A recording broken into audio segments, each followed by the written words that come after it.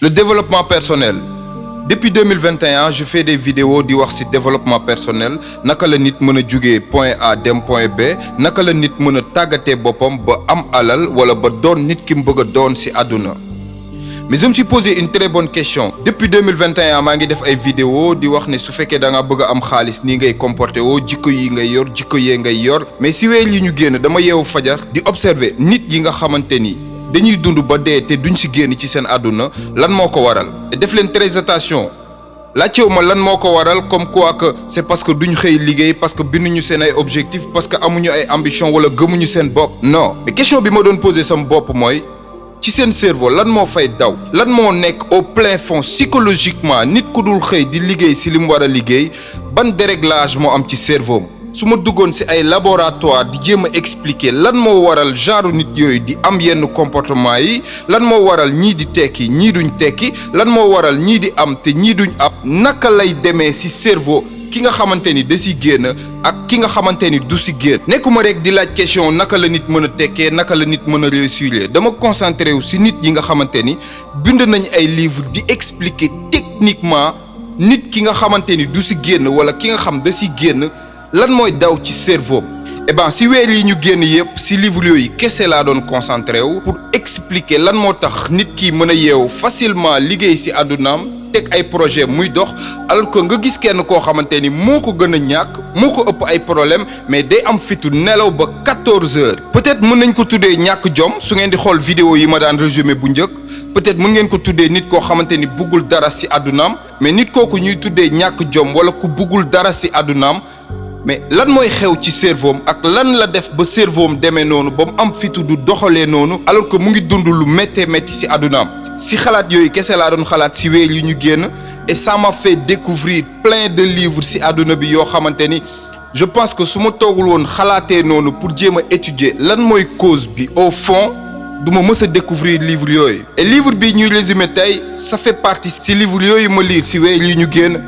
Et je trouve que livre bi c'est un bon début pour ñun ñëpp ñu mën a ànd jóge ci benn horizon dem ci beneen horizon dina nduroog vidéo yi ngeen doon déglu ci chaîne bi mais je vous assure ça fait diamétralement opposé parce que lii day expliquer lan moo tax nga am habitude yi nga am lan moo tax ngay dundee ni ngay dundee et c'est profond. tey livre bi ñuy résumé mu ngi tudd l'auteur de sa vie maanaam nga nekk nit ki nga xamante ni mooy jël crayon dessiner àddunaam ni mu bëgg a mel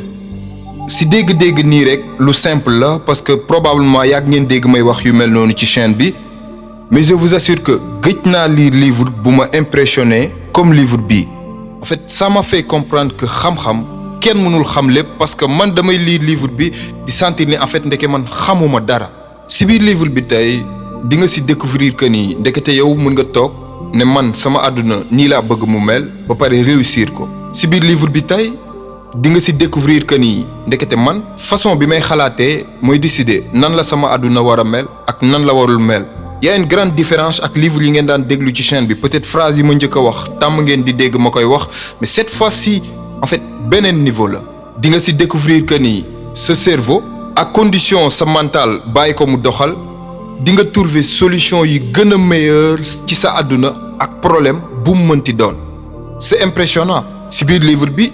di ngeen ci jàngee naka nga mën a programmer ay pensées positives ci sa bopp mais aussi naka nga mën a supprimer bépp pensée négative buy jaar ci sa xel peut-être métier bi nga nekk di liggéey arrangé wu la mais en même temps ñemewoo jël risque changer métier peut-être chaque jour yaa ngi échoué di ko répéter ci sa dund personnel ba parfois da ngay dem ba jàpp ni bon en fait est-ce que du man maa mérité wul li ma nekk di ut en vrai de vrai pour jël sa rêve yi nga am ci àdduna yépp transformer ko def ko réalité lépp ci yow lay dépendre et di nga ko jàng ci biir livre bi tey bu ñu utiliser programme boobu ñuy woowee PNL programmation neurolinguistique ñu boole ci quelques techniques pratiques gagnant yoo xamante ni dinañ ko jàng ci biir livre bi mën nga atteindre sa objectif yi nga am ci àdduna yépp ci façon boo xamante ni musoo koo imaginer ci sa àdduna est-ce que pare ngeen pour libérer seen créativité est-ce que pare ngeen pour libérer seen mental changer nit bi ngeen doon tey doon keneen pour changer waale seen trajectoire u àdduna je vous suggère ngeen toog fu calme fu relax toog déglu vidéo bi parce que non seulement gudd na mais ni mu guddee nii noonu la amee importance N'oubliez pas ngeen aimer vidéo bi aussi télécharger ko en même temps balaa mu leen di rëcc parce que YouTube léegi algorithme bi ay IA ñoo koy gérer te dañuy xëy rek di supprimer ay vidéo et balaa ñuy démarrer résumé bi juste affaire bu ndaw a ndaw am naa surprise bu mag a mag pour yéen lu ngeen ma yàgg laaj lu ngeen ma yàgg sonalee loo xam 95% si appel yi may jot loolu la mais surprise bi si biir vidéo bi laa ko denc donc seetaan leen ba vidéo bi jeex pour mën a xam lan la exactement. Chapitre 1. Vos pensées décident, votre cerveau agit. Maanaam yow say xalaat ñooy décider mais ce cerveau mooy agir maanaam mooy dem jëf li say xalaat décider. Ne vous inquiétez pas di ngeen comprendre. Je vous donne un exemple. Tey jii boo toogee di xalaat benn xalaat ak xalaat bi lu mu mënti doon sa cerveau day envoyer benn genre énergie boo xam kenn mënu koo gis si lépp li la wër si lépp li ngay dugg ak si lépp looy wax. Un peu comme nga nekk si benn onde rajo. di seet yeneen onde si même fréquence su rajo bi nga nekk déglu ma jox la benn exemple pour mu gën a leer tey jii boo toogee ne man aw ma niveau pour dem si entreprise bi doon fa directeur wala man aw ma niveau pour dem si entreprise bi bu ñu jël ma fa. gis nga bés boo toogee wax loolu façon bi ngay waxee façon bi ngay jëfee ak façon énergie bi ngay dégager day envoyer message boobu yeneen nit yi la wër maanaam yeneen nit yi ngay waxal yeneen nit yi ngay gis. si nit ki nga war a dem pour wax ak moom que ni da ngaa bëgg a liggéey si entreprise bi même bu fekkee jàkkaarloo ak moom nga ni ko man aw ma niveau pour liggéey si entreprise bi yow da nga koo xalaat rek moom da koy yëg da koy sentir sans nga bàyyi si xel mais en vrai de vrai yow yaa ko wax. lu tax parce que da nga koo xalaat et le fait nga xalaat ko day feeñ ci say énergie feeñ ci sa waxin feeñ ci sa jëfin di ko nit ki nga jàkkaarlool di waxtaan ak moom que ni da ngaa bëgg a liggéey si entreprise bi. moom day sentir pensée yu négative yooyu ngay xalaat et ci gis-gisam danaan kii amul confiance ci boppam wóoluwul boppam parewul pour liggéeyee fii parce que gestes yi ngay def façon bi ngay xoolee sa ton voix bi nu muy mel ak ni ngay comporté woo day confirmer idées yooyu directement sans yow nga wax ko mais aussi boo inversé affaire yi aussi c'est la même chose wala le fait rek nga toog di xalaat ne tey jii su ma amoon 10 milliards sama compte banque sama dund nan la war a mel yow da ngay commencer sentir ni dund bi day neex da ngay commencer sentir ni lépp li la wër day commencer leer da ngay kontaan ci sa xol da ngay commencer di xoolee mbir yi beneen façon bu bokkul ak façon bi nga koy xoolee booy xool nit ñi yow da ngay jàpp ni nit ñëpp dañoo kontaan nit ñëpp dañoo baax ambiance bi day gën a leer mais aussi sa xol day gën a oyof loolu lan moo ko waral day créer benn énergie bu positif buy jaxasoog nit yi la wër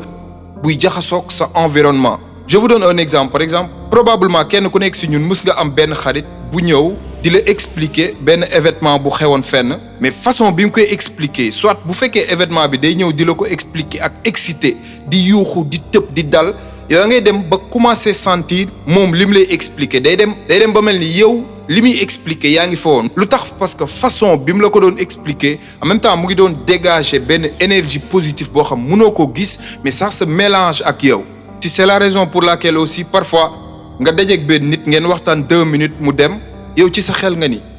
waa ji ma doon waxal léegi wala soxna si ma doon waxal léegi elle est spéciale. Tu te dis dans ta tête mais kii en fait il est extraordinaire lu tax loolu parce qu'en réalité nit kooku nga doon waxal simplement daf la transmettre énergie positive bi muy dégager daf la transmettre benn vibration boo xamante ni moom la doon yëg naturellement alors. déglul ma expliquer waat la ko si façon bu gën a simple pour nga xam exactement loolu naka lay doxee dans un moment présent par exemple ak fi nga nekk nii ak fi nga toll nii moment bi nga toog di déglu vidéo bi ak lu mu mënti doon ak foo mënti nekk maanaam moment présent bi nga nekk di dund nit dafa am 5 sens yoo xamante ni day dund si moom en permanent ak foo mënti nekk ak foo mënti toll ak looy mënti dund ak si moment bi nga nekk lu mu mënti doon 5 sens benn bi mooy li ngay gis beneen bi mooy li ngay dégg li ngay yëg li ngay sentir ak sa bakkan wala émotion yiy dégager ci yow te nga koy yëg et 5 mbir yooyu ñooy créer ñun façon xalaat yi ñuy xalaat maanaam 5 yooyu ma fi lim boo leen boolee mooy créer yow saay boo xëyee li ngay xalaat ci lan lay doon mooy créer idée yi ngay am mais aussi mooy créer image yi ngay am ci sa bopp ci ni nga bëgg sa àdduna mel suba. Ensuite une fois 5 mbir yooyu créer li ngay xalaat ak image yi ngay def sa bopp sa cerveau immédiatement day commencer di enregistrer xalaat yooyu nga xalaat c'est-à-dire mots yi nga wax sa gémmiñ image yi nga nekk di imaginer ci sa bopp sa cerveau bu enregistrer loolu ba pare moom aussi automatiquement day commencer di ut solution ci xalaat yooyu nga xalaat naka lay def ba mën a nekk dëgg. C'est un peu comme benn ordinateur bu am ay données yu baree bari ci biir di seet réponse bi mu soxla ci biir et ce cerveau bu utee ay solution ci loolu ba pare andiwaat la ci réalité bi et processus boobu mooy continuer. bu ñu yeewoo ci kaw lal ba keroog ñuy tëddiwaat di nelaw ci processus boobu la ñuy nekk di tourner. sa 5 sensations yi ngay am à l'instant présent mooy créer ay xalaat soo paree sa cerveau immédiatement day commencer xool xalaat yooyu naka lay def ba def ko réalité. déglul ma jox la exemple bu lay expliquer li ma la wax léegi pour mu gën a leer. imaginons nga xiif mais boo xiifee sa xel day commencer xalaat lekk et moment bi sa xel commencer di xalaat lekk si même moment boobu sa cerveau day nekk di imaginer yow lan nga war a lekk. imaginons sa cerveau imaginer chocolat. une fois sa cerveau imaginer chocolat si même moment boobu automatiquement sa cerveau bi day nekk di commencer seet mais chocolat boobu naka lay def ba am ko léegi nii ma toogee. et le fait mu toog di wër naka la mën a def ba am chocolat boobu moo lay fàttali que ni sànq ba nga duggee ci waañ bi romb nga chocolat mu tegu ci table bi et moment bi nga toogee imaginer ni romb nga chocolat mu tegu ci placard bi da ngay jug dem ci waañ bi jëli chocolat bi. vous imaginez est-ce que gis ngeen fu mu commencé ci xiif la commencé après nga xalaat lekk nga xalaat lan nga war a lekk sa cerveau xalaat fan la war a mën a jëlee chocolat ba pousser la ba nga fàttaliku ni ci placard waañ bi fekkoon nga fa chocolat ba dem jëli ko. c'est la même chose ak xalaat yi ngay xalaat ci sa àdduna li ngay xalaat ak li ngay imaginer loolu la sa cerveau di proposer ci sa àdduna. loolu tax xalaat yu positif yi ngay am ci sa àdduna day influencer directement sa dund naka la war a mel suba. boo jëlee sa cerveau nga garder ci ay images yu baax que ni war naa am ay milliards war naa defal néew doole yi war naa tabax lii war naa defar lii war naa dimbali nit ñi war naa def lii teg si nga am objectif yu ambitieux am espoir ci sa bopp di dégager bonne émotion sa cerveau naturellement day commencer di wër naka la mën a def ba trouver solution si loolu ngay xalaat. day commencer di la proposer ay opportunités yoo xam ci sa koñ la nekk wala ci sa biir kër te daanoo ko gis. day commencer di la wan ay solution si ban direction nga war a jaar pour am loolu nga soxla. li ma leen expliquer nii li si ëpp solo nekkul ngeen jéem a jàng techniquement lii naka lay demee. lenn moo si am solo mooy fexe leen di bàyyi xel bu baax a baax si ban direction ngay jëmale xalaat yi ngay am chaque jour. fexe leen di bàyyi xel yan genre émotion ngay dégager chaque jour. gis nga àdduna tàmmee bis boo amee habitude di xalaat yu positif xalaat yu mën a changer sa dund famille ak ñi nga dëkkal ak bépp nit bu la xam très facilement sa cerveau day habitué wu si ay xalaat yu positif te sa àdduna nu mënti mel ak ci situation boo mënti nekk opportunité ngay gis parce que sa cerveau dafa habitué wu ci ay images yu positives. alors la vraie question mooy à partir d'aujourd'hui ban façon xalaat ak ban façon imagination ngay décider bàyyi ci sa cerveau. Chapitre 2. Vos capacités et vos compétences sont déjà dans votre cerveau inconscient. maanaam capacité yi nga am ci àdduna ak compétence yi nga jot a am ci àdduna li nga xamante ni mën nga ko ba pare ñu ngi ci sa cerveau inconscient. cerveau inconscient ci gàttal benn partie la ci sa cerveau bi foo xamante ni amoo fa contrôle. maanaam li fa nekk yépp mën nga ko def sans nga xalaat ci mën nga ko accomplir sans nga nekk di xalaat naka lañ koy defee. je vous explique. boo xoolee ñun ci suñu àdduna chaque jour am na ay énormément de choses yoo xamante ni ñu ngi koy def chaque jour te soxlawuñ di xalaat pour def ko. c'est-à-dire suñu cerveau inconscient automatiquement mooy gérer genre affaire yooyu nga xamante ni jàng nañ ko selon temps bi. par exemple juste exemple bu banal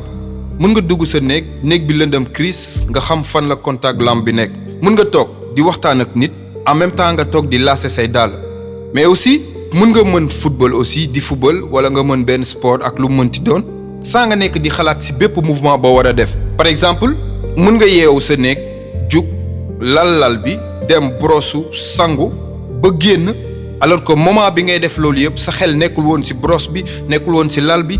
parce que action yooyu nga nekk di def yëpp sa cerveau inconscient moo koy def parce que mën nga ko ba pare. mais ni jël léegi exemple jeune bi nekk ci koñ bi di football ba pare mën football trop d'habitude buy football il joue très bien dribble facilement la koy def ay passes yu baax parfois même mu dugal ay buts extraordinaires yoo xam du ci sax xalaat. mais imaginons benn jour mu war a jouer match boo xamante ni seen waa koñ ak beneen koñ ñoo war a football ñépp war a toog seetaan mais moment bi mu war a jouer match boobu noonu mu toog commencé xalaat ne non match bi waruma rater bal parce que ñëpp ak ñuy seetaan am na yenn dribble yu ma daan def yoo xamante ni su ma ko defee su baaxul peut-être nit ñi dinañ ma si jàpp kaañ peut-être dinañ ma si mbalak et cetera mais moment bi mu toogee di xalaat loolu si même moment boobu immédiatement cerveau mu ngi nekk di jot ay informations yu négatif mais léegi lan mooy xew une fois mu toog xalaat loolu ba jouru match bi day commencé di stressé dribble yi mu doon def non seulement dootul naturel mais aussi dootul yomb si moom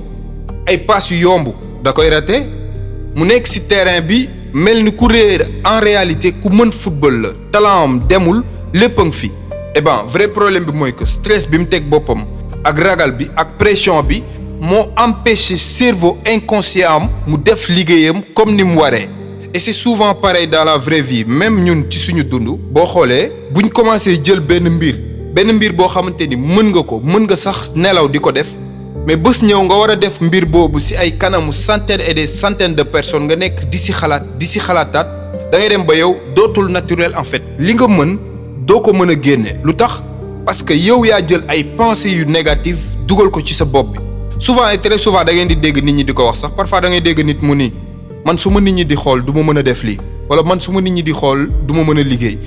en réalité seen capacité mu ngi fi ba léegi mais émotion yi ñuy am bu leen nit ñi di seetaan ak pensées yu négatives yi mooy bloquer seen fonctionnement naturel yi ak seen cerveau inconscient ba du mën a def li mu war a def. Votre cerveau inconscient fonctionne mieux quand vous lui faites confiance au lieu de le remplir de peur et de doute. Suñu cerveau inconscient lim capable def yëpp ñun xamuñu ko.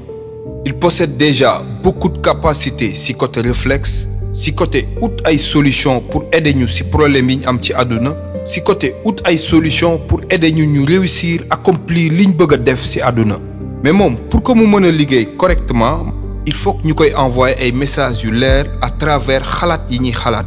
problème bi mooy pensées yu négatives yi ñooy ñëw di perturber messages yi le fait nga war a dugg ci benn projet en même temps nga toog di xalaat naan lii est-ce que su ma ko defee dina dox est-ce que su ma ko defee lii est-ce que du ma ñàkk lii est-ce que du ma ñàkk lii day perturber message bi ñu war a transmettre suñu cerveau inconscient et xalaat yooyu souvent si yii kese lay juddoo émotion yooyu soit ci stress ragal wala ngay douter wala nga ñàkk confiance ci sa bopp souvent nit benn mbir boo ko jëlee nga aj ko fu mu yeggul sa cerveau day commencer di ci xalaat yu bari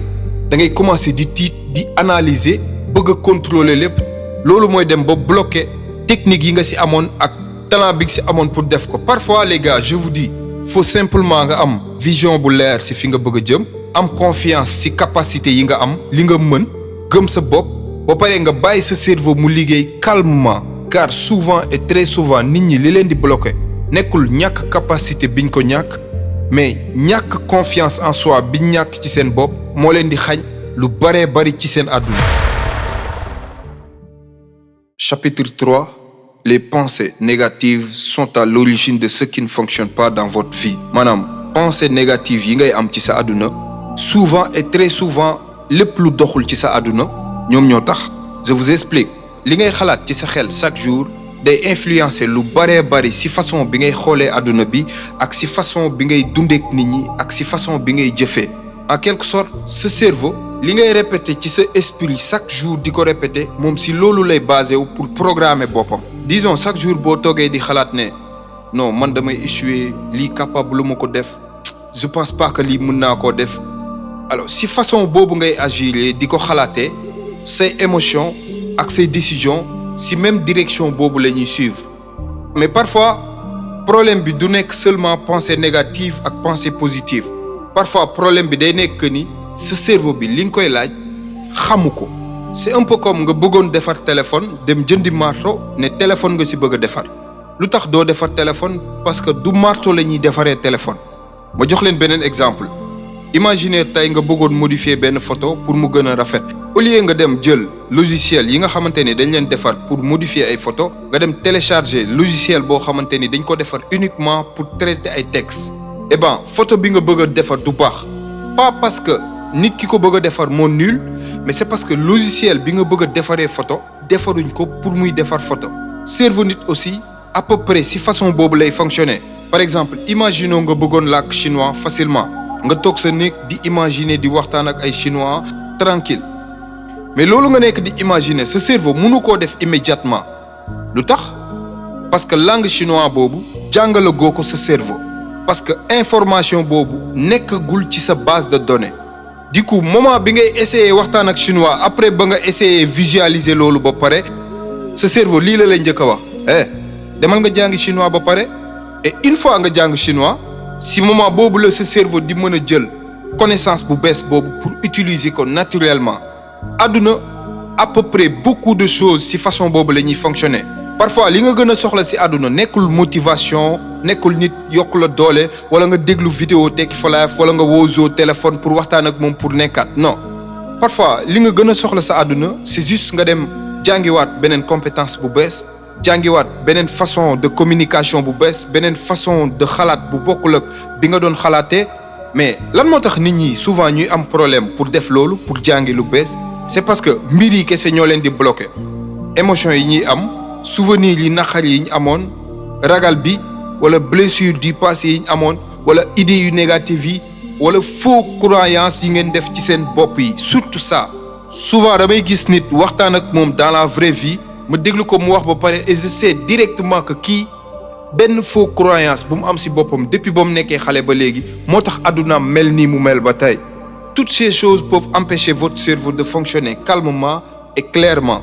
c'est pour cela que beaucoup de personnes ont du potentiel c'est la raison pour laquelle nit yu bari dañuy am potentiel am talent mën a def lu bari ci àdduna mais boo xoolee fi seen àdduna toll ak capacité bi ñu am ak fi ñu waroon toll xaajuñu ba fay yegg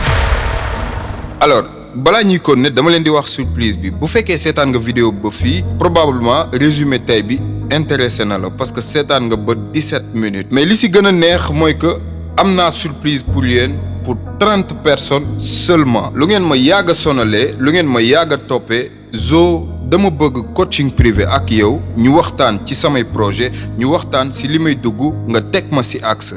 mais mieux que ça defuma coaching privé kese non seulement damay jël 30 personnes kese seulement parce que comme ñooy waxtaanal la mënul bari 30 personnes seulement benn ma dugal leen ci formation yi Tekki for Life am yépp que ça soit devenir riche bi Alibaba crypto-monnaie e-commerce social whatever ak formation yi Tekki for Life def yépp et yamuma foofu livre bi ngeen nekk di déglu dafa bokk ci 30 livres yi ma mujjee lire ci weer yi ñu génn ci lépp lu jëm ci psychologie ci lépp lu jëm ci nit cerveau naka lay dox résumé naa livre yooyu yépp dimanche prochain inchallah lay lancer concept mais aussi sama 30 personnes yi may jël dama leen di boole ci concept boobu mais yamuma foofu ci 30 personnes yooyu ci un mois chaque semaine day am benn jour boo xam dañuy def coaching privé groupé boo xam 30 personnes yëpp dañuy toog ñu waxtaan pendant 2 heures pendant 3 heures pendant 4 heures ku nekk ci say projet lan ngay def ak naka ngay def mais yamuma foofu aussi ci 30 personnes yooyu personnellement man am naa ay tonni projet ay tonni business yu ma yor te mënuma leen piloter te dama soxla ay nit yu intelligent nit yu flexible ñoo xam boo leen di sant liggéey sa objectif nga leen di wax ñoom ñu xoolal seen bopp fan la ñuy jaar ba dem ci 30 personnes yooyu laa leen bëgg a choisir ak ay nit yoo mën a collaborer ci ay projet d'avenir waxuma leen projet 1 million waxuma leen projet 10 millions projet bu mën a changer Afrique yëpp te bu ngeen xoolee affiche bi inscription yi démarré na depuis le 14 mai te vidéo bi maa ngi ko dugal le 17 mai c'est-à-dire depuis jeudi laa ko lancé woon ci WhatsApp bi te amagum nañ 5 inscriptions c'est-à-dire 25 personnes kese ñoo des ci programme privé bi donc jël leen seen place balaa 30 personnes yi di fees parce que 30 personnes laa wax te du ngeen dugg ci classe ba fekk fa lu ëpp 30 personnes fa laa koy clôturer inscription bi c'est à 147 600 francs kese c'est-à-dire même soo bëggoon jënd suñu formation yëpp dina la coûter lu ëpp loolu mais li ci gën a neex mooy que am nga possibilité fay par 2 tranches bu la neexee nga joxe benn xaaj bi buñ defee suñ première séance coaching privé ba pare nga soog a joxe deuxième partie bi am na leneen aussi yéen ñi nga xamante ne da ngeen a nekk extérieur bëgg a investir Sénégal yéen ñi am projet bëgg a investir yéen ñi am xaalis te xamoo leen ci projet yu ngeen koy dugal yéen ñi dugg ci ay projets yoo xam doxul te xamoo leen lan moo tax projet bi doxagul ba léegi occasion mu ngi nii pour que kenn ku nekk ci yéen mën a liggéey ak Tekki for Life ci ay propre projet am donc réserver sa place léegi balaa 30 personnes yi di fees numéro yaa ngi noonu ngeen di gis ma leen di afficher 77 886 50 50 wala 77 886 23 64 bu ngeen ñu messager ñu dugal leen ci programme privé bi ñu dem continuer suñu résumé. Chapitre 4. Ce qui est simple pour votre cerveau ne l'est pas forcément pour vous, car vos sentiments et vos émotions gouvernent votre vie.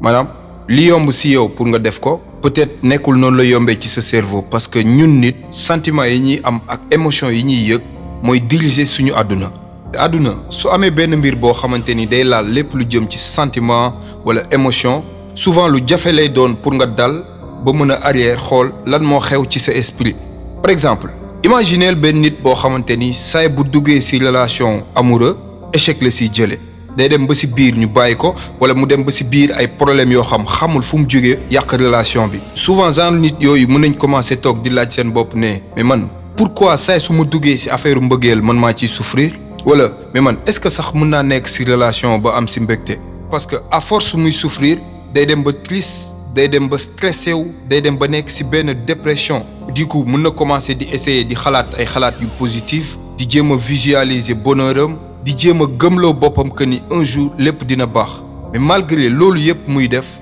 tout le temps et toujours même problème bi mu amaat lay am ci relation bu mu dugg day yaaxuwaat. Et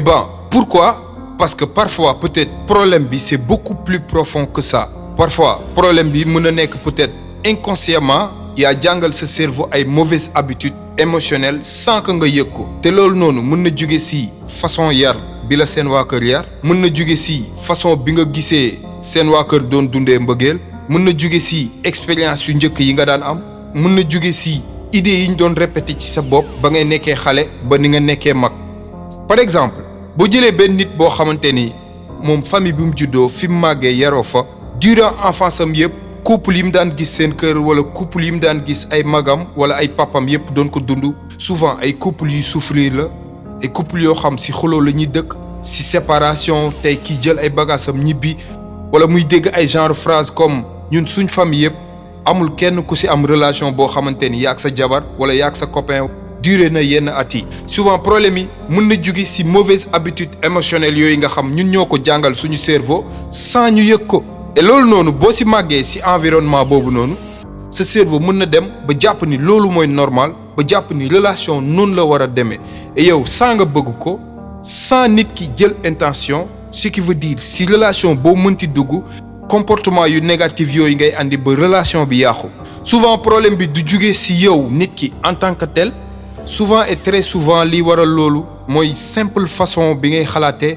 wala blessure émotionnelle yi nga amoon yu njëkk. wala habitude émotionnelle yi nga daan dund façon biñ la yaree li nga daan gis loolu la sa cerveau di jël di ko enregistrer au fil du temps ba muy dem ba normal ci moom. Obstacle bi gën a mag nekkul li nga dund wala façon biñ la yaree wala ni nga doon xalaatee wala ñi la yar façon biñ doon dundee ak seen ay jabar wala seen ay jëkkër mais li sëpp solo mooy yow expérience yooyu nga dund ak émotion yi nga daan am sa esprit naka la koy interpréter ci ban façon lay gisee loolu. Mais la bonne nouvelle mooy que loolu yëpp mën na changer mën nga juddoo ci kër goo xamante ni couple yi chaque jour matin midi soir dañuy xeex yow nga màgg nekk ci relation boo xamante ni jamais doo ci dégg coow bu rëy. Souvent et très souvent il suffit juste nga jàng beneen façon xalaat bu bokkul ak ni ngay xalaatee jàng di xoolee mbir yi ci beneen façon bu bokkul ak ni nga ko doon xoolee. jàng adapté beneen comportement bu gën a sain que ni nga doon comporté woo ak sa relation yi nga doon am. Exemple kese laa jël ci relation mais loolu mën nañ ko jël ci exemple yu bëree bëri. Par exemple parfois mën nga gis nit boo xamante ni day am ay faux croyances yoo xam ci fameem la ko jëlee wala ci ñim yaroo wala ci environnement bi màggee que ni xaalis kenn waru koo denc xaalis pour faj ay soxla la boo yoree xaalis soxla taxaw da ngaa war a jël xaalis bi dem faj ko ci. Souvent mën nga màggee ak état d'esprit boobu nga dem ba nekk mag te doo am habitude di denc xaalis da ngay am problème pour dajale loo yor problème su taxawee ak nu problème bi mënti mel da ngay génne xaalis bi nga faj ko ci. Mais au fil du temps ngay commencer di jàng di xalaate beneen façon bu bokkul ak ni nga doon xalaatee di xoolee mbir yi ci beneen façon bu bokkul ak li nga daan dégg ak niñ la ko doon jàngalee essayer adapter beneen comportement bu gën a sain que sa comportement yu njëkk yi da ngay gis ni petit à petit loolu da lay permettre que ni yow erreur yi nga daan def te mu lay souffrir loo doo ko répété waat. Kenn ci kaw suuf warul bañ boppam warul jéppi boppam parce que dafa amoon ay blessures ba muy nekk xale parce que dañ ko doon traumatiser wala dafa nekkoon ci situation yoo xamante ni amul woon choix def yenn affaires yi souvent et très souvent genre mbir yooyu genre traumatisme yi ñuy am wala genre blessure yi nga xamante ni duñ ko fàtte souvent et très souvent teguñu ko suñ bopp mais aussi jugewul si ñun souvent si sa passé lay nekk wala si environnement bi nga yaroo wala si nit yi la yar wala si expérience yi nga dund mais tey kenn ku nekk si yéen mën na toog décider changer façon bi muy xoolee àddunaam commencer construire beneen dund bu gën dund bi mu nekk di dund ak nu mu ko bëggee. Première étape pour changer sa dund mooy nga essayer comprendre réellement une fois nga xam lan moo lay bloqué si ngay soog a mën a changer ndànk-ndànk façon bi ngay xalaatee ak habitude yi nga xamante ni sa cerveau enregistré woon na ko ba pare au fil des années passées. Parfois changement boobu se fait naturellement man maa leen ko wax surtout bu fekkee façon bi ngay xalaatee amul ay souffrance yu mag a mag yu nekk si ginnaaw yu ko causé parfois changement yooyu ça fait naturellement. Par exemple imaginez leen benn famille boo xamante ni amul benn musicien ci biir famille bi ñu xëy benn bis benn xale ci biir famille bi nekk musicien bu mag a mag loolu lan lay expliquer mooy que xale boobu noonu développé na beneen capacité beneen façon de penser bu bees boo xamante ni existé wul woon ci biir famille bi créé na beneen programme bu bees ci biir esprit am même sax bu fekkee nit ki bëgg a changer àddunaam dafa souffrir lu métti ci passéem le changement reste possible kenn ku nekk mën nga changer sa dund. Par exemple boo jëlee benn nit boo xamante ni nii dañ ko doon maltraité ba muy nekk xale boobu mën na juddu màgg ba changer dundam si naka parfois c'est ay choses yu simple comme par exemple le fait nga am envie désir xiif changer sa dund mën na la pousser ba nga dem si ay yeneen horizon yu la mën a transmettre yeneen façon xalaat yu bokkul ak façon bi nga doon xalaatee ba ngay nekk xale. Parfois il suffit juste nga am vision bu bees il suffit juste nga seetaan benn vidéo Tekki for Life muy expliquer benn histoire wala muy résumer benn livre mu booster la ba nga changer sa vision pour nga mën a commencer adapter beneen façon xalaat bu bokkul ak bi nga doon xalaat. Parfois il suffit juste nga xamanteeg benn nit ngeen dund benn expérience bu positive mu influencer la ba nga commencer changer sa façon bi ngay xalaatee commencer di programmer waat sa cerveau si beneen programme bu bokkul ak biñ la yaree. ou parfois juste mën nga dajeek benn nit ci sa àdduna ngeen xamante par hasard mu transmettre la beneen façon de xalaat beneen façon boo war a gisee àdduna bi comme vidéo Tekki for Life yi ngeen di seetaan ci YouTube bi tous les jours. Petit à petit da ngay gis ni sa cerveau mu ngi commencer di jàng leneen lu dul souffrance da ngay gis ni sa cerveau mu ngi gën a mature da ngay gis ni si mbir yi nga daan xuloo nekkatoo si da ngay gis ni si li nga daan waxatoo si li nga daan doxatee si parce que yaa ngi commencé dox si yeneen univers yaa ngi commencé reprogrammer sa cerveau. Par exemple le fait nga dugg si yeneen activité rek comme nga dugg ci sport musique wala art wala discipline wala même nga changer environnement dëkk feneen fu bokkul ak fi nga dëkk juste mbir yu simple yooyu noonu rek mën na nekk liy déclencher loolu si nit ki mën na nekk li lay permettre nga découvrir sa confiance en soi mën na nekk li lay permettre nga découvrir lan mooy respect lan mooy amour en soi lan mooy la valeur personnelle et da ngay commencer di découvrir di gis loo xamante ni daanoo ko gis ci sa àdduna et mën na jóge ci ay mbir yu ndaw a ndaw. Faites très attention c'est-à-dire déclic boobu noonu jour boo ko amee ak foo ko mënti jëlee soit nga jëlee ko ci vidéo soit nga jëlee ko ci koo xam da nga koy soog a xam ngeen waxtaan ak foo ko mënti jëlee une fois déclic boobu ñëw ci yow bul xaar bul hésiter jëlal sa feuille ak sa bic nga commencer rédiger ban genre dund bu bees nga bëgg a am bu bokkul ak façon dund bi nga daan dundee bu njëkk. Et avec le temps ak nouvelle expérience yi ngay am da ngay gis ni sa cerveau day commencer am nouvelle référence sa base de données day changer sa manière de réaction day changer ni ngay solo day changer ni ngay waxee day changer lu tax parce que mentalement yaa ngi ci environnement wala yaa ngi ci expérience yoo xamante ni mu ngi reprogrammer waat sa cerveau nekkul sa démb dafa naqari rek que ni il sera obligé li nga dund démb mooy définir yow sa suba nan la war a mel. Kenn ku nekk ci ñun mën na changer façon bi muy xalaatee mën na adapter ay habitudes yu bees mën na tabax beneen version bu bokkul ak version bi mu nekk tey. Et jàpp leen bu baax a baax li ma leen di wax nii votre passé peut vous blesser mais il n'est pas obligé de construire votre futur. Mën nga dund ay mbir yu métti sa démb mais mbir yooyu nga dund ils sont pas obligés de définir yow sa suba nan la war a mel. Chapitre 6. Pour aider votre cerveau à trouver des solutions efficaces, vous pouvez analyser vos pensées en fonction de leur niveau d'importance maanaam soo bëggee dimbali sa cerveau pour mu trouver ay solutions yu efficaces si problème yi ngay jànkonteel si àdduna il faudra nga essayer comprendre si ban niveau le problème bi nekk ba pare. Je vous explique di ngeen comprendre déglu leen. soo bëggee régler benn problème ci sa àdduna de manière normale balaa nga koy lijjanti il faut que nga xam réellement problème boobu fan la nekk ba pare.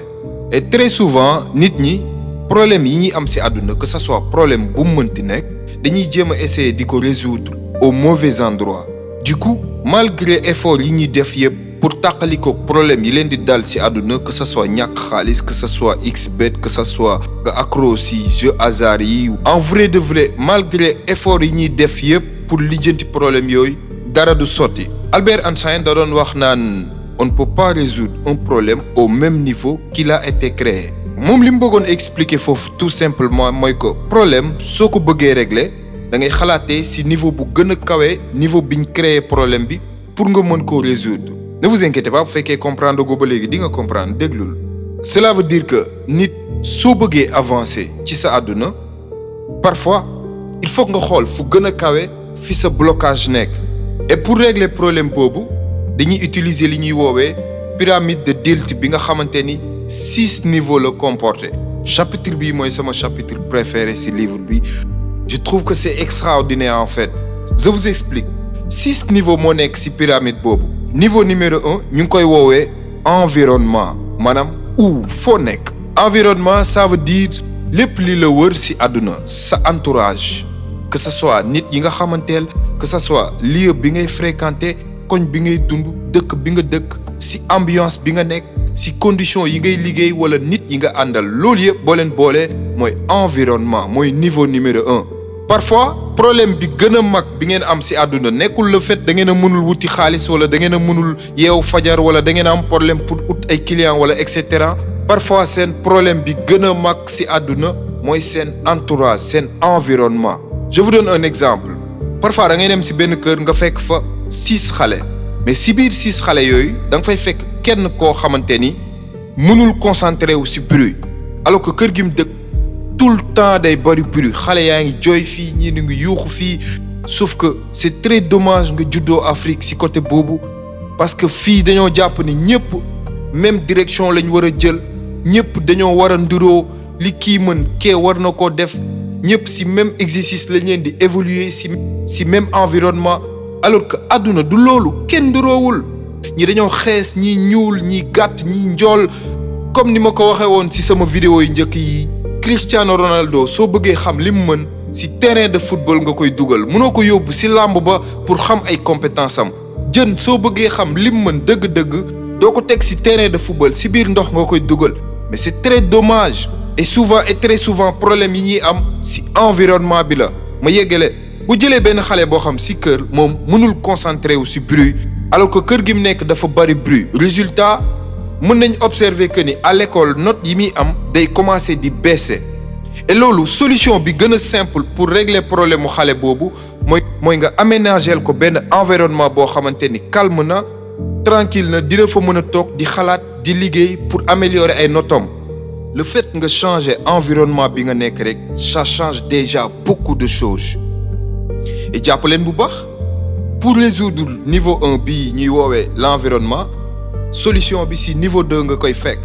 je trouve que chapitre bi c'est très technique mais loolu mooy def charme chapitre bi déglu leen pour comprendre parce que c'est extraordinaire su fekkee comprendre loo leen arrière leen chapitre bi ba keroog ngeen koy comprendre. niveau 2 le comportement. quoi comportement mooy lan mooy jëf yi ngay def habitude yi nga am façon bi ngay waxee ak say attitude boo boolee lépp mooy sa comportement et dégluwaat leen. et problème comportement bi boo ko bëggee résoudre il faut que nga dem ci niveau 3 pour résoudre ko mais ñu ngi ci niveau 2 nii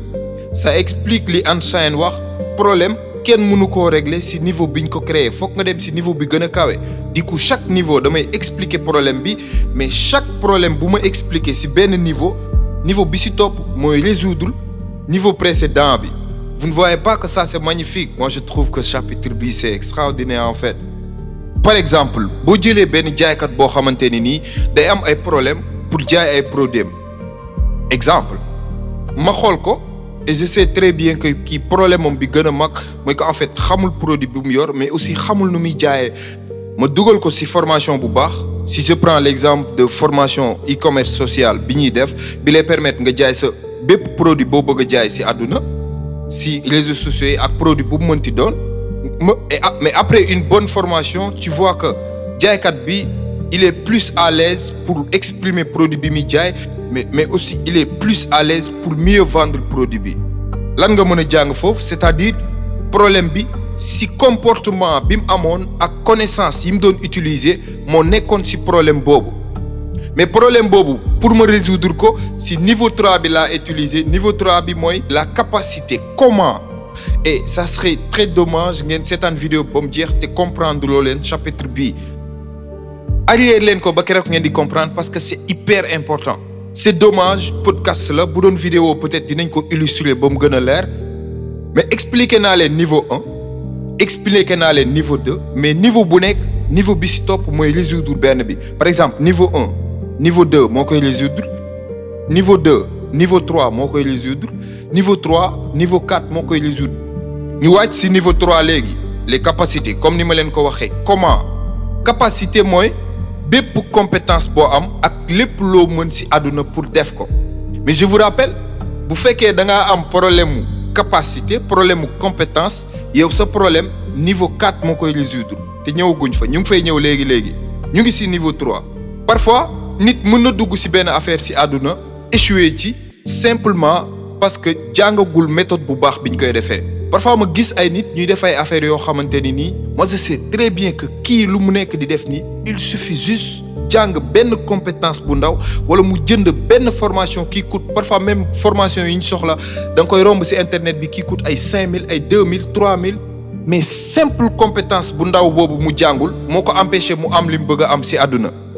et parfois même après boo jàngee li nga bëgg a mën a nekk lu nekk nag mën a nekk nga bëgg a réparer benn oto boo mënul mën a nekk nga bëgg a def ay vidéo yu viral te mënoo ko ak lu mënti doon parfois nga am problème bi mais après même ba nga defee formation bi sax problème bi day continuer di percer pourquoi parce que le vrai blocage se trouve au niveau supérieur c'est-à-dire les croyances parfois li la manqué nekkul simplement mais si say croyance lay nekk mooy niveau 4 bi dinañ ci ñëw léegi par exemple bu ñu jëlee benn exemple benn vendeur boo xamante ni suivre na formation bu excellent comme formation e-commerce social bu Tekki for Life bi mu suivre formation ba pare et je vois que kii résultat yi mu am ak résultat yi mu doon am avant muy suivre formation bi sorewuñ ba léegi mënagul atteindre nombre de ventes bi mu bëgg a jaay ci produit yi muy jaay ci TikTok bi et au fil du temps may waxtaan ak moom après formation bi ma découvrir que ni moom dafa jàpp ni jaay c'est manipuler les gens en vrai de vrai dafa jàpp ni nit pour nga jaay ko produit il va falloir nga manipuler ko pour jël xaalisam du coup moom inconsciemment day bloquer boppam parce que dafa am ay faux croyances ci jaay donc problème boobu ce n'est pas une question de compétence mais c'est sa manière de voir la vente parce que jaay dès que produit bi ngay jaay baax il suffit juste nga wax produit bi lan lay def ak naka la mën a changer sa àdduna jarul manipuler kenn ñu dem ci niveau 4 bi les croyances pourquoi croyance mooy idées yi gën a profond ci yow yi nga am mbir yi nga gën a ragal ci sa àdduna au fond de toi ak lépp li nga jàpp ni dëgg la ci àdduna lépp li nga jàpp ni du dëgg ci àdduna ak lépp liñ la jàngal depuis ba nga nekkee xale loolu yëpp boo leen boolee mooy sa croyance je vous dis et problème croyance bi mooy niveau 4 te pour régler ko fokk nga dem ci niveau 5 dinañ ci ñëw léegi niveau 4 bi 99,9% ci nit yi nekk ci àdduna bi problème bii la ñu am problème mu croyance je vous donne un exemple très simple boo jëlee ay parents yoo xamante ni dañoo jàpp ni mindeef mënul réussir ci àdduna sans diplôme alors que seen doom moom il est passionné de mécanique maanaam ay affaire mécanique moo ko neex te yàlla may na ko ci am na ci talent bu baree bari ci domaine boobu mais à force papam ak yaayam di ko gëmloo que ni école kese moo mën a tax nga réussir école kese moo am solo au fil du temps muy gën a dem mën na dem ba perte confiance ci boppam mais le pire mën na dem ba jàpp ni moom dafa nul xamul dara ci àdduna alors que am na compétence ci mécanique te loolu la bëgg pourtant problème boobu nekkul xale boobu dafa incapable wala mënul def dara wala amul xel comme yeneen moroom yi ni ñu amee xel si croyance yi papam ak yaayam di ko imposer si la jóge te problème boobu pour nga régler ko dañuy wàcc si niveau 5 bi lu ñuy woowee l'identité. Qui suis-je? Man la kan? Identité mooy image bi nga am ci sa bopp yow. Kan nga jàppee sa bopp? Lan nga jàppee sa bopp? bépp phrase buy commencer par man xawma dara, man dama timide, man duma am, wala man artiste laa, wala man leader laa, wala man lii laa. bépp phrase bu nit di génne ci àddunaam buy commencer loolu mooy définir sa identité. mooy influencer sa dund, mooy wax ni yow suba kii ngay doon wala lii ngay doon wala lee ngay doon. Je vous donne un exemple encore pour ngeen comprendre. Et niveau 5 bi pour régler ko foog nga yéeg ba niveau 6. boo jëlee benn nit boo xamante ni durant dundam yëpp chaque jour da doon dégg ñu naan ko yow doo mës a def dara lu baax ci àdduna, doo tekki dara ci àdduna, ba mu juddoo ba ni muy nekk mag loolu lay dégg. Et nit kooku avec le temps day dem ba loolu mooy nekk image am, day dem ba loolu mooy nekk identité am, day dem ba moom au fond de lui day gëm ni mënul nekk kenn ci àdduna bi, mënul doon dara ci dëkk bi, mënul def dara lu baax ci àdduna bi. Et puis un jour mu découvrir que ni moom dafa bëgg di reetaanloo nit ñi, maanaam dafa bëgg di def comédie. parce que yéeg na benn jour sur scène di wax nit ñi di reetaan mu sentir ni en fait moom mu ngi dund, mu ngi soog a def li mu bëgg. C'est dommage, mais Afrique boo juddoo nekk koo xam da nga comique di reetaanloo nit ñi, il se prend comme koo xamante ni nii genre wérul, dof la wala du tekki dara. alors que àdduna bi nit ñi dañuy fay xaalis pour dem seetaan ay nit di reetaan pour wàññi seen stress. mais ba mu yéegee sur scène ba découvrir loolu, puis un jour mu commencé di def ay théâtre,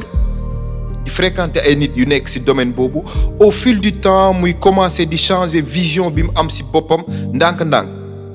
un jour son identité change, mu dem ba giseetul boppam comme nit koo xamante ni àddunaam dafa yàqu wala nit koo xamante ni mënul am dara ci àdduna. mais naka lay xoolee boppam léegi comme un artiste. ñu wàcc ci niveau 6 bi parce que moom mooy régler problème niveau 5, l'identité. Qui suis-je? Niveau 6 bi day wax ci le sens de la vie. Ah, vous trouvez pas que ça c'est extraordinaire? C'est le niveau le plus profond, niveau 6. Le sens de la vie et la spiritualité mooy lan? Dans quel but? lu muy signifier? c'est-à-dire boo jëlee vision bi nga am ci àdduna bi, say valeur ak li nga jàpp ni mooy sa mission ci àdduna bi, ak li nga jàpp ni mooy tax sa dund am sens, mooy tax nga yeewu di sentir ni yaa ngi dund. loolu mooy le sens de la vie et la spiritualité. dans quel but? ku nekk loolu mooy sa spiritualité, loolu mooy sa sens de la vie. boo boolee loolu yëpp parfois da ngay gis nit boo xamante ni am na liggéey bu baax, am na xaalis, am na ay compétences, am na famille, mais elle reste malheureux. addunaam du neex, xolam du neex. lu tax? parce que au fond de lui moom dundam amul benn correspondance ak li muy yëg réellement dans son cœur. souvent nit pour mu yëg paix intérieure permanent ci xolam, il va falloir li muy def, li muy xalaat ak li muy sentir yëpp di dem ci même direction bi. c'est-à-dire nga nekk koo xamante ni découvrir nga sa bopp, xam nga li nga bëgg a def ci àdduna, am nga say valeur, xam nga lan mooy sa mission ci àdduna bi, mais li ngay xëy di def suba ba ngoon yëpp ci même direction boobu lay dem. souvent nit ci condition yooyu la war a teg boppam pour mën a am paix intérieure. alors kenn ku ci nekk ci yéen na poser boppam question bi: bu fekkoon mën nga créer dund bu parfait selon say valeurs, selon vision bi nga am ci àdduna bi, sa dund nan la war a mel? parce que question boobu boo ko poser sa bopp, après peut-être di nga mën a toog nga bind ne nii laa bëgg sama dund mel, nii laa bëgg mu mel, nii laa bëgg mu mel, nga basé wu ci say valeurs ak vision bi nga am ci àdduna. il est possible de déjouer les mécanismes des pensées négatives. maanaam c'est possible yow nit nga toog di xeex ak say pensées négatives ba keroog ñu lay may jaam. les pensées négatives ne tombent pas du ciel. nekkul da ngay xëy nii rek bizarrement wala au hasard ngay am ay pensées négatives ci sa bopp. non, la plupart du temps pensées négatives yi ñuy am ci suñu bopp souvent ci suñu émotion lay jóge, ci li ñu ragal, ci suñu expérience yi jàll, ci suñu croyance yi ñu am, wala ci manque de confiance bi ñu am ci suñu bopp. et à force nit ki di répéter ci boppam pensées yu négatives yooyu noonu, day dem ba cerveau mu gëm ni loolu muy wax ci boppam dëgg la. je vous donne un exemple. par exemple bu fekkee am na benn nit bu toog di répéter naan non man je suis pas capable def lii wala toute façon je vais échouer parce que ba ma ko waree defuma ko woon wala non en tout cas man domaine bi du sama domaine xamuma fi dara je suis nul en fait phrase yooyu ngay répéter ci sa bopp cerveau am day commencer ndànk-ndànk progressivement di fonctionner selon xalaat yooyu ngay am du coup le fait ngay wax loolu sa cerveau mu commencer di ko gëm ndànk-ndànk yow da ngay gis ni oser doo oser am fit def yenn affaires yi dugg ci yenn projets yi da ngay perdre sa confiance en soi et da ngay doon nit bu gën a gaaw a abandonné da ngay dugg ci benn affaire gis ci lu la xaw a jaaxal rek nga ni non man xawma affaire yi baal ma dem nekk ci li ma nekkoon et parfois loolu mooy dem ba yow sa bopp yaay confirmer sa bopp idée yooyu nga doon wax ci sa xel. Je vous dis une chose, les croyances peuvent vous limiter ou vous sauver. Gis nga nit phrase yi ngay wax ci sa bopp ak gis nga nit phrase yi ngay wax sa bopp wala yi ngay répéter ak croyance yi nga am mën na détruire sa motivation mën na laa rey au vrai sens du terme ñu suul la ci bàmmeel de même que mën na laa sauver. Je vous donne un exemple. Bon, de toute façon def ay formation amul benn sens parce que dëkk bi amul xaalis même boo formé woo ba pare doo gis koo jaay wala nga toog ne bon de toute façon amatul benn sens may arrêter tox parce que ça fait 40 ans maa ngi tox wala nga toog ne de toute façon il est trop tard ma nekk fii di jéem a changer sama àdduna man def naa lu ma waroon def ba pare li ci des toog naa ko ci loxo yàlla toog. Gis nga nit boo jëlee gëm-gëm yooyu di ko répéter ba sa cerveau bi gëm ko au fond de lui day dem ba bloquer sa évolution day dem ba yow boo xoolee sa dund ça fait 10 ans defoo benn évolution jugewoo A dem B parce que gëmloo nga sa xel mi que ni jaratul ngay def benn effort mbir yi mel nañ ni ñu war a mel ba pare. Et c'est la même chose aussi nit yi réussir bu ngeen leen déggee ñuy wax ci télé bi wala ci internet bi ci interview yi ñuy def souvent et très souvent da nga leen di dégg ñu ni bon man je sais pas pourquoi xawma lan la mais au fond de moi xamoon naa ni damay réussir. Mais croyance boobu ñu gëmoon ci seen cerveau ba seen cerveau admettre ko moo leen may force ñuy continuer di avancer di liggéey malgré difficultés yi ñuy jànkonteel ci àdduna bi. Nit valeur yi mu am ci àdduna day influencer dundam ni muy mel c'est-à-dire nit ay valeur am moom la gën a jox importance ci lépp ci dundam raison de plus que valeur yooyu ngay am day influencer directement sa àdduna naka la war a mel suba. Par exemple boo jëlee benn xale boo xamante ni bon moom ci xelam daa jàpp ni genre àdduna bi amul benn sens ngay nekk nit ku honnête parce que de toute façon ñëppay fen parce que de toute façon ñëppay wax lu dul dëgg kenn ku ci nekk fi màggee da doon gis seen waa kër ku nekk di wax lu dul dëgg et cetera mais une fois xale bi gëm loolu ci boppam mu ngi risqué di développer ci xelam benn mauvaise vision ci àdduna bi boo xamante ni da koy topp ba keroog muy nekk mag. ba keroog muy am jabar ba keroog muy am doom ba keroog muy dee souvent aussi pensées négatives yi ñuy am mën na jóge ci mauvais souvenirs yi ñu am ci àdduna bi et les mauvais souvenirs mën na bokk ci li nga xamante ni day programmer suñu esprit naka la war a mel suba et parfois àdduna une seule expérience doy na pour créer ay croyances yu négatives ci boppam. Je vous donne un exemple boo xam ci élèves yi laa koy jël bu simple bu banal par exemple mën nga jël benn élève boo xamante ni dafa dem école commencé jàng wala mu passé benn classe ñu jàng premier mois bi mu gis ni exercice yi ñu koy jox yépp ci mathématique da koy faussé et un jour il se réveille classe bi ñu def benn exercice 5 personnes kese ñoo ko trouvé wul te moom ci la bokk mu jàpp ci xelam ne non man de toute façon je suis nul en mathématique xamuma ci dara et avec le temps muy répéter phrase boobu ci xelam loolu mën na ko pousser ba même su demee ba am bac muy éviter bépp liggéey boo xamante ni daa laaj ay chiffres daa laaj ay calculs pourtant ça pourrait que élève boobu noonu mën na nekk nit intelligent ci domaine gestion wala ci domaine commerce wala ci domaine business mais croyance négative boobu noonu mu amoon depuis ba muy nekk classe parce que faussé na ñaari exercice ñetti exercice di ko répéter ci xelam moo ko topp ba keroog muy màgg te loolu moo ko empêché mu exploiter vrai potentiel am ci àdduna. Bu fekkee da nga bëgg changer façon bi ngay xalaatee génne pensée yu négative yi nga am ci sa bopp le fait nga ñàkk gëm sa bopp wala nga ragal a démarrer dara parfois lenn kese ngay soxla mooy nga décider ne non ça suffit en fait jamais plus grand jamais lii du ma ko xalaatati mais aussi à partir d'aujourd'hui lépp lu ma bëgg a am ci àdduna dinaa ko am fépp fu ma bëgg a yegg dinaa fa yegg. Parfois loolu kese nga soxla pour chercher bépp bu nekk ci sa bopp. boo paree nga commencé di jànge ci beneen façon bu bokkul ak façon bi nga doon jànge, c'est-à-dire nga commencé di créer ay idées yu bees ci sa bopp, commencé di jëmbat ay jikko yu bees, ay habitudes yu bees ci sa dund, commencé di changer sa vision, di xoolee sa dund d'une manière positive. Et bés boo commencé loolu sa cerveau ci boppam moom aussi comme li ma leen waxoon ci début résumé bi ci chocolat bi, moom aussi day commencé di ut ay solutions yu bees, di la jéem a xalaatal naka nga mën a def pour atteindre xalaat yooyu nga nekk di ko jox. C'est un peu comme nga bëgg a changer sa programme installation ordinateur. bis boo changer programme bi da ngay gis ni résultats yi aussi day changer. bis boo toogatee ba benn pensée bu négative ñëw ci sa bopp, poser sa bopp question yi. damay poser question yi, yéen ngeen répondre oui wala non. Première question, 5 questions la. Première question, est-ce que xalaat bii ma nekk di xalaat si li ma ko wékk réellement est-ce que dëgg la wala lu ma imaginer la. 2, est-ce que xalaat bii ma nekk di xalaat c'est dangereux pour sama santé wala c'est dangereux pour sama dund. 3, est-ce que xalaat bii ma nekk di xalaat mën na ma dimbali ci projet yi ma nekk di liggéey actuellement. 4, est-ce que xalaat bii ma nekk di xalaat day améliorer relation bi ma am ak nit ñi. Et 5, est-ce que xalaat bii ma nekk di xalaat mën na ma dimbali ma mën a tabax dund bu gën dund bii ma nekk di dund.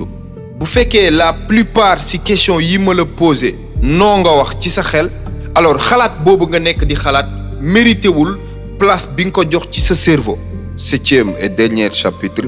il existe des techniques pour programmer le positif dans votre vie. C'est-à-dire boo fexee ba génne pensée négative yi ci sa xel yi, y a beaucoup de techniques yoo mën a fexe ba programmer ay xalaat yu positif ci sa dund. Je vous dis une chose les gars, bu fekkee da ngeen a bëgg a dimbali seen cerveau pour mu avancer ci bonne direction bi, il est très important seen objectif maanaam yéene bi ngeen am ci àdduna mu leer ci seen bopp. Mais lan mooy leer ci seen bopp? Faites très attention. Objectif bu baax warul fullu, daa war a leer. Parce que ce cerveau daa soxla comprendre exactement kii lan la bëgg pour mu mën laa wëral ay solutions. Ci 5 parties laa ko xaaj. Chapitre 7 bi. Numéro 1, votre objectif doit être clair. maanaam sa objectif dafa war a leer nañ. Par exemple, au lieu nga toog ne man dama bëgg a nekk riche, neel plutôt man bëgg naa gagner telle somme d'argent pour mën a def lii sama dund. Plus sa objectif di gën a précis, plus muy gën a yomb ci sa cerveau pour mu wëral la ay solution yoo xam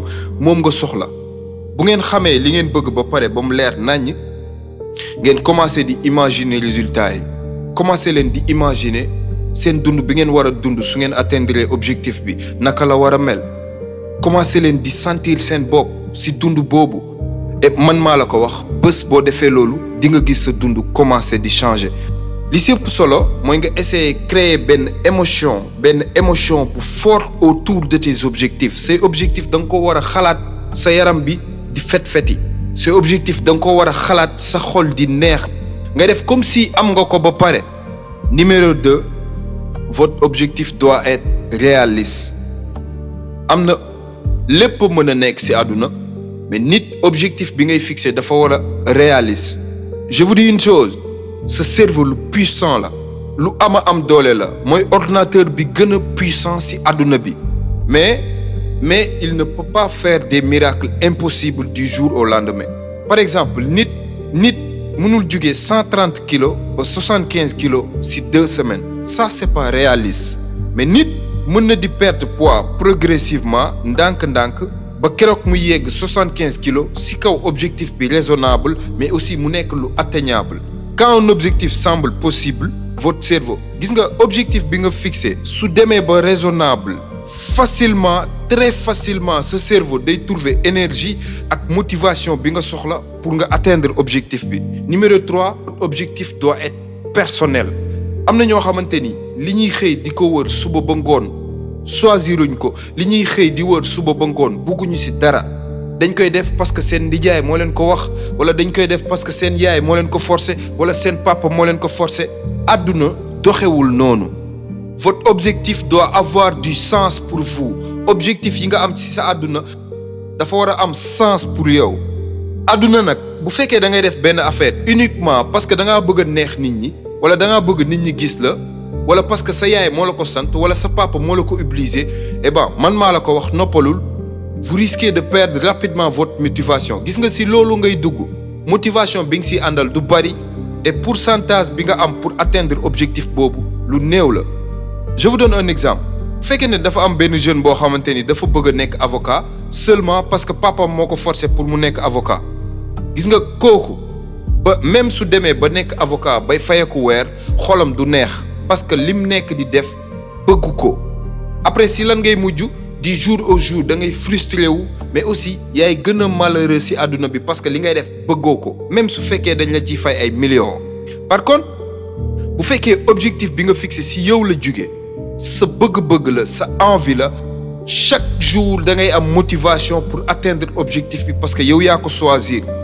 Numéro 4 votre objectif doit être mesurable. lu am solo ngi nii mais tellement dafa am solo te mënoo leen xam importance bi si nekk nit boo nee dama bëgg a jënd oto buy jar 8 millions te bindoo date bi nga bëgg a jënd oto bi sa cerveau du si xalaat parce que day jàpp ni li nga bëgg noonu urgent wul. objectif yi ngeen am si àdduna il faut que mu am date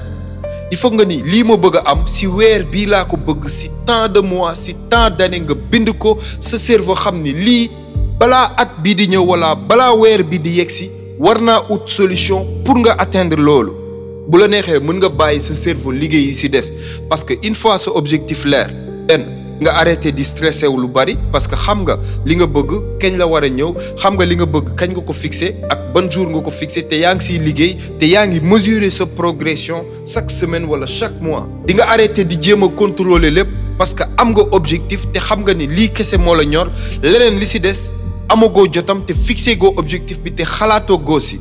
gis nga boo defee loolu ba pare naturellement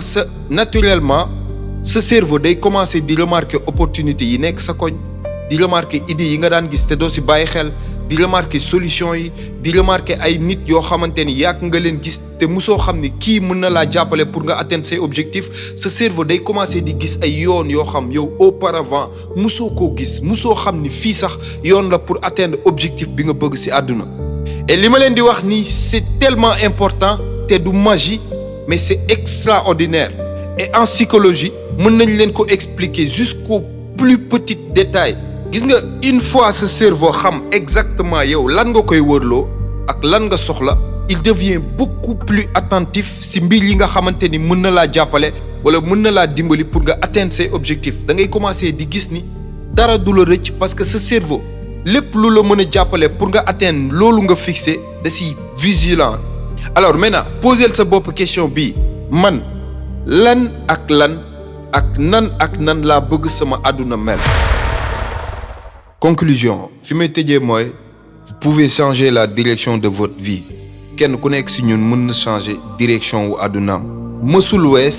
et du mës a wees pour nga changer façon bi ngay xalaatee changer say habitudes yi nga bëggul wala yi nga bëggatul. ñun nit cerveau yi ñu yàlla may mën nañ xëy un bon jour jàng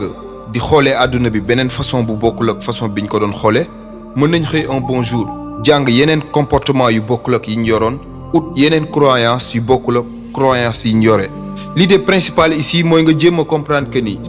sa esprit c'est à peu près comme ordinateur ni muy fonctionner bu fekkee da nga changer programme bi résultat yi ngay am ci sa àdduna mën na changer en même temps. àdduna bu fekkee da nga bëgg a jël sa esprit di ko bombarder ak ay pensées yu négatif ak ay doute ak ay peur sa cerveau day dem ba commencer di agir ci direction boobu day dem ba di topp yoon boobu noonu yow saa nga bàyyi ci xel. mais bés boo commencé di xool avantages yi am ak possibilités yi di am vision bu gën a leer ci sa àdduna di développer ay croyances yu positif di essayer déglu di jàng yeneen affaires yu bokkul ak mbir yi nga xamoon alors ce cerveau day commencer moom tamit progressivement di wut ay solutions di wut ay opportunités par rapport ak comportement yu bees yooyu nga am. ce n'est pas de la magie c'est juste benn manière booy reprogrammer façon bi ngay xalaatee ak façon bi ngay jëfee. 6 points yi ngeen war a jàpp ci résumé tey bi. 1. àdduna soo bëggee benn mbir essayer di imaginer imagination yu leer nañu ci sa cerveau mbir boobu. 2. nit booy visualiser sa objectif yi nga am ci sa àdduna da ngay dimbali sa cerveau pour mu utal la ay yoon yu gën a gaaw yoo mën a jaar pour nga atteindre sa objectif boobu. 3 doomu aadama plus ngay gëm ni mbir bii mën na nekk plus ngay gën a am mbir boobu plus ngay gën a am énergie pour am ko mais aussi plus ngay gën a am motivation ak action yi nga soxla pour atteindre mbir boobu wala pour avancer jëm ci mbir boobu. 4 bépp objectif bu ngeen am ci àdduna soyez précis. li nga bëgg ci àdduna dafa war a leer naññ ci sa bopp comme ni nga xàmmee sa kanam am date nga xam kañ nga ko soxla ak nan nga ko soxla ak ban quantité nga ci soxla. 5 doomu aadama croyance yi mu am ci àdduna day influencer énormément décision yi ñuy jël ci àdduna que ça soit nga décider bàyyi jàng que ça soit nga décider jàng que ça soit nga décider liggéey bi que ça soit nga décider liggéey ba croyance yi ñu am ci àdduna day influencer énormément décision yooyu ñuy jël influencer suñuy émotion ak direction bi suñu àdduna di jëm que ce soit dañuy nekk riche wala dañuy nekk pauvre wala dañuy nekk imam wala dañuy nekk président croyance yi ñuy am day influencer directement décision yooyu. 6e et dernière bi mooy doomu aadama bés bu changer manière bi muy xalaatee mën na changer dundam changer façon bi muy dundee mais sachez une chose xalaat yi ngeen di xalaat kese doyul pour ngeen mën a transformer seen dund du jour au lendemain mais xalaat yi ngeen di xalaat mooy influencer décision yi ngeen di jël mooy influencer seen confiance bi ngeen am ci seen bopp mooy influencer seen motivation mooy influencer seen discipline mooy influencer habitude yi ngeen di am mais aussi mooy influencer façon bi ngeen di gisee opportunité yi leen wër ci àdduna et plus xalaat yooyu di influencer loolu ci sa àdduna au fil du temps sa àdduna côté yépp mën na changer nga def sa àdduna ni nga bëgg mu mel. bu fekkee seetaan nga vidéo bi ba mu yegg ci fii nii maa ngi lay féliciter di la encourager lu bare bari parce que c'est très rare nga gis ay nit yuy déglu ay podcasts 1 heure de temps ci YouTube ba mu jeex bul fàtte wax